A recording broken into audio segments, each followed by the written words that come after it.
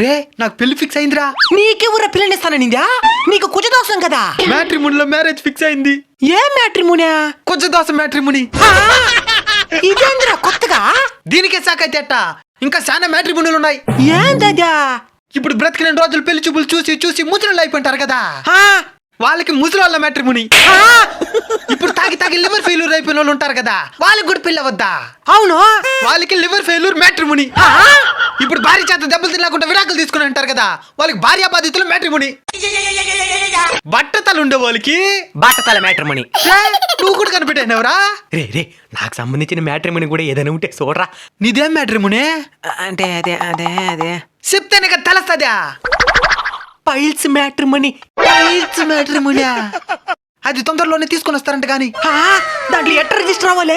ఏమిలా, ఆ పైల్స్ ఎంత మాత్రం ఉందని వీడియో తీసి అప్లోడ్ చేయాలి.